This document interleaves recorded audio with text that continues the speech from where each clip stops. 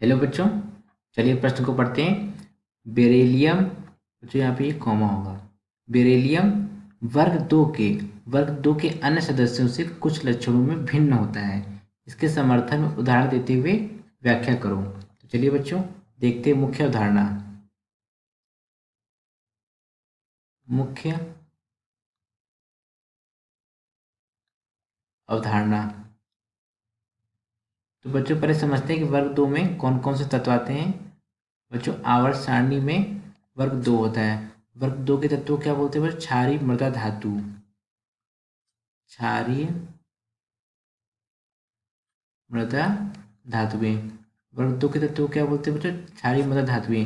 इनके बाहरी कोश का इलेक्ट्रॉनिक विन्यास क्या होता है बच्चों? NH2। अब इसमें देखते हैं बच्चों कौन कौन से तत्व आते हैं। इसमें तत्व आते हैं हमारे बेरिलियम, मैग्नीशियम, कैल्शियम, स्ट्रॉन्सियम और बेरियम। बच्चों एक होता है हमारा रेडियम।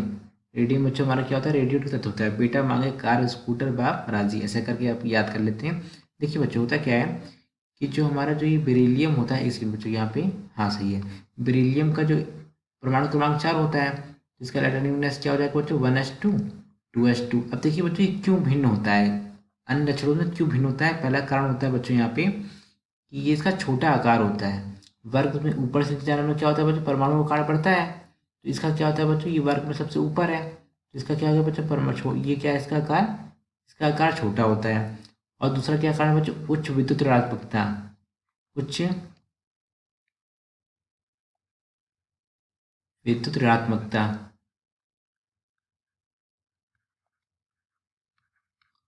उच्च विद्युत ऋणात्मकता। तीसरा क्या कारण है बच्चों? उच्च आयनन विभव। क्या है बच्चों? उच्च आयनन विभव।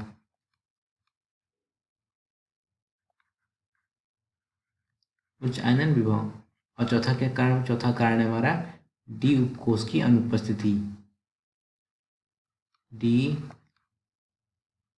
कोष की अनुपस्थिति।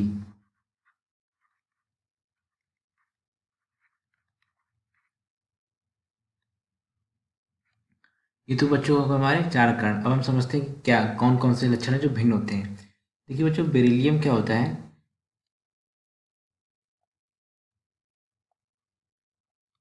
बेरिलियम क्षार से अभिक्रिया करके, क्षार में घुलकर, बच्चों ये बेरिलियम क्षार में घुलकर क्या देता है बच्चों? क्षार में घुलकर देता है ये M2BeO2 देता है। जबकि जो अन्य क्षारीय मृदा धातुएं हैं वो क्या होते हैं बच्चों? इस प्रकार की यौगिकों का निर्माण नहीं करती।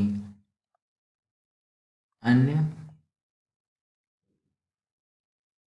क्षारीय मृदा धातुएं, अन्य क्षारीय मृदा धातुएं इस प्रकार की यौगिक का निर्माण नहीं करती। यानी कि इस प्रकार यौगिक का निर्माण, इस प्रकार यौगिक का निर्माण नहीं करती।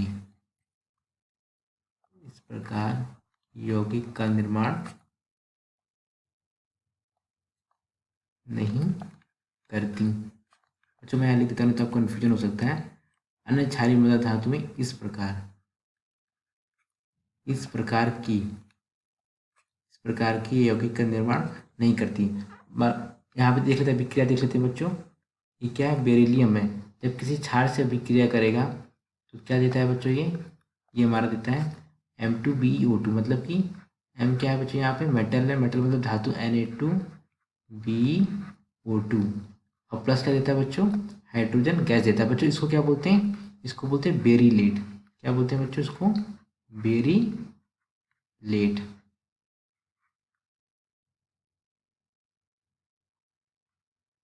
देखिए ये तो बच्चों को हमारा पहला उदाहरण। दूसरा देख लेते हैं। दूसरा हमारा हो जाएगा बच्चों जो बेरिलियम होता है ना, बेरिलियम का कार्बाइड,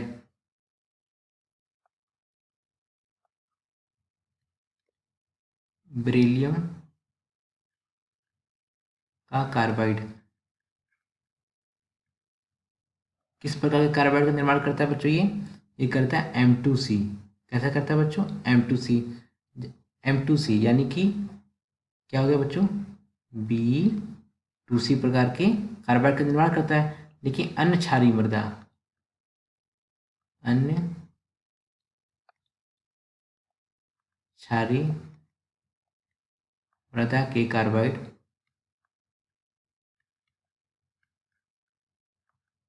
किस प्रकार के होते हैं बच्चों? अन्य क्षारीय मृदा के कार्बाइड वो होते हैं Mc2। क्या होते हैं बच्चों? Mc2। M क्या बच्चे यहाँ पे? मेटल यानी कि क्षारीय मृदा धातु है, और C क्या बच्चे यहाँ पे? कार्बन यानी कि अन्य क्षारीय मृदा के कार्बाइड। ये हो गया हमारा दूसरा उदाहरण। तीसरा उदाहरण देख लेते हैं बच्चों। तीसरा उदाहरण हमारा हो जाएगा कि बेरिलियम के जो कार्बोनेट होते हैं ना, बेरिलियम के कार्बोनेट अमोनियम क्लोराइड की उपस्थिति में, यहाँ पे लिख लेते हैं बच्चों, बेरिलियम के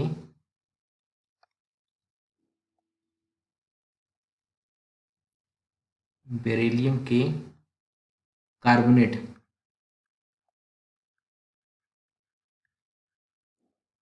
बेरिलियम के कार्बोनेट अमोनियम क्लोराइड की उपस्थिति में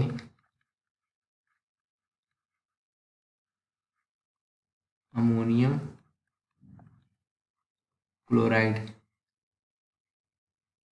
की उपस्थिति में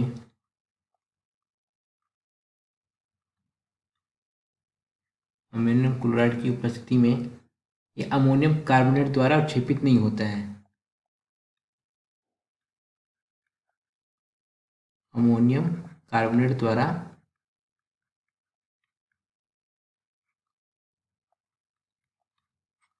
अवक्षेपित नहीं होता है। अवक्षेपित नहीं होता है। लेकिन जो हमारे जो ये कैल्शियम होता है, स्ट्रोंशियम और बेरियम, ये क्या करते हैं बच्चों? ये इनके जो कार्बोनेट हो जाते हैं वो क्या होते हैं बच्चों? अवक्षेपित हो जाते हैं। इनके जो कार्बोनेट होते हैं वो क्या हो जाते हैं बच्चों? वो अवक्षेपित हो जाते हैं। वो अवक्षेपित हो जाते हैं। तो बच्चों का तीसरा कारण। चौथा कारण देखते हैं। चौथा कारण क्या हो जाएगा हमारा? चौथा कारण हो जाएगा जो बेरियम का जो ज्वाला परीक्षण होता है ना, यहाँ पे ऐसे लिख लेते हैं, बेरिलियम के ज्वाला परीक्षण। ठीक ये नहीं होगा, यहाँ पे कहाँ होगा? बेरिलियम का ज्वाला परीक्षण नहीं देता है। बेरिलियम ज्वाला परीक्षण नहीं देता है। लेकिन जबकि अन्य जो तत्व होते हैं, कैल्शियम, स्ट्रोंशियम और बेरियम, क्या बच्चों? बेरियम, ये क्या करते हैं? इनके जो ज्वाला परीक्षण होते हैं ये देते हैं। इनका क्या होता है बच्चों? इनका ज्वाला परीक्षण ये देते हैं। क्यों नहीं देते बच्चों? क्योंकि इनका ना वो जो क्या बोलते हैं उसको, वो आकर्षण बल होता है, जो रासायनिक बंध जो होता है ना, इनके बच्चे जो संयोजी कोष के जो इलेक्ट्रॉन होते हैं ना, संयोजी कोष के इलेक्ट्रॉन नाभिक से आकर्षण बल के बंधे होने के कारण, संयोजी कोष के इलेक्ट्रॉन नाभिक से आकर्षण बल का आकर्षण बल अधिक होने के कारण ये क्या करते हैं बच्चों? बेरिलियम ज्वाला परीक्षण नहीं देते हैं। ये बच्चों को हमारा हो गया चौथा उदाहरण। पांचवा उदाहरण देख लेते हैं बच्चों। बेरिलियम के, यहाँ पे लिख सकते हैं बच्चों, बेरिलियम के ऑक्साइड। बच्चों ये काम करते हैं कि पांचवा पॉइंट हम यहाँ पे यहाँ लिख सकते हैं। देखिए, बेरिलियम के ऑक्साइड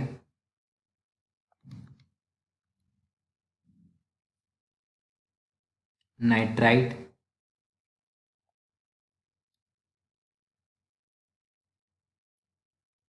क्लोराइड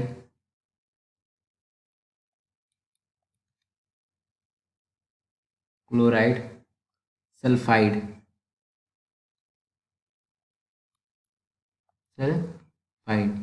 इनकी प्रकृति कैसी होती है बच्चों? बेरिलियम के ऑक्साइड, नाइट्राइट, क्लोराइड और सल्फाइड की प्रकृति कैसी होती है बच्चों?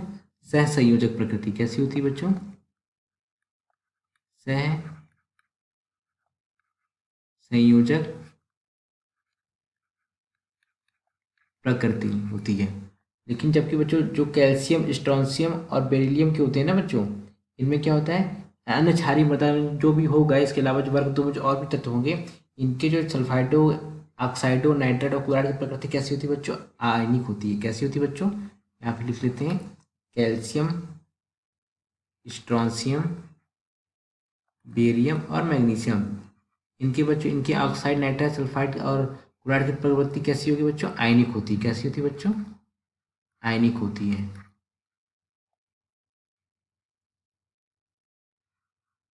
बच्चों एक सेकंड बच्चों, यहाँ पे थोड़ा सा इसको देख लेते हैं। यहाँ पे देखिए, यहाँ पे क्या बच्चों, देखिए यहाँ 5वां पॉइंट 6वां पॉइंट देख लेते हैं। 6वां उदाहरण क्या है बच्चों? बेरिलियम, बेरिलियम का हाइड्राइड और मैग्नीशियम का हाइड्राइड। बेरिलियम और मैग्नीशियम का हाइड्राइड की प्रकृति कैसी होती है बच्चों? सहसंयोजक। प्रकृति कैसी होती है? सहसंयोजक।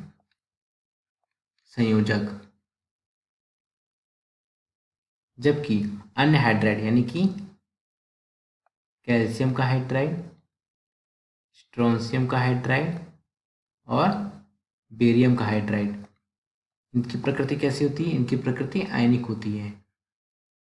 इनकी प्रकृति आयनिक होती है। तो थोड़ा सा ये देखिए, संयोजक। अब लास्ट पॉइंट देख लेते हैं। लास्ट पॉइंट क्या बच्चों? बेरिलियम का जो अम्ल होता है ना बच्चों, यानी कि इसके बच्चों ये बेरिलियम, हाँ बेरिलियम अम्लों के साथ, बेरिलियम क्या करता है? अम्लों के साथ अभिक्रिया करके हाइड्रोजन निर्मुक्त नहीं करता है। बेरिलियम बच्चों, बेरिलियम, बेरिलियम अम्लों के साथ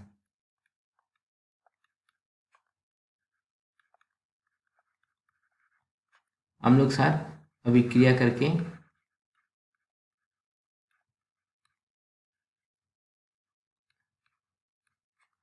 हाइड्रोजन, हाइड्रोजन क्या करता है बच्चों? हाइड्रोजन निर्मुक्त नहीं करता है।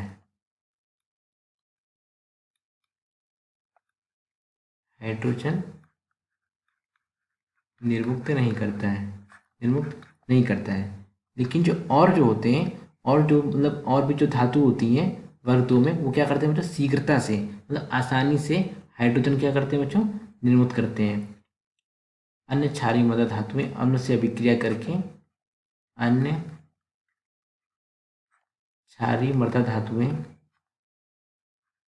अन्य क्षारीय मृदा धातुएं अम्ल से क्रिया करके, अम्ल से क्रिया करके हाइड्रोजन निर्मुक्त करती हैं। हाइड्रोजन निर्मुक्त करती हैं, निर्मुक्त करती हैं।